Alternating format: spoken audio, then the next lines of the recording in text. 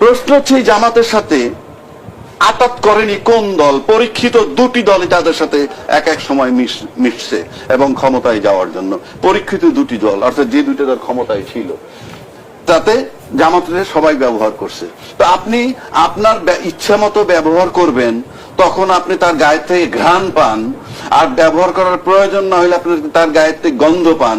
যেমন আজকে যদি আওয়ামী লীগ মাঠে থাকতো একই স্টাইলে, তাইলে হয়তো জামাতের সাথে যাদের আজকে দূরত্ব হইতেছে সেই দূরত্ব তাদের হইতো না। তখন তারা মনে করতো আমার জামাত লাগে।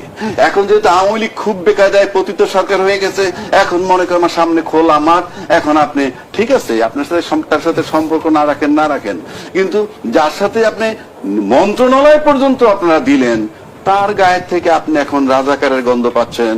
তখন কি রাজাকার ছিল না? মানে আপনি 2001 সালে এরা বন্ধু ছিল, আর 24 বছর পরে এসে তারা আবার রাজাকার হইল, তখন কি তারা রাজাকার ছিল না? This is my question. সুতরাং এত সস্তা রাজনীতি কেউ পছন্দ করে না। এই দেশের লোক এখন রিকশাওয়ালা স্টেটমেন্ট দেয়, আপনাকে খেয়াল রাখতে হবে।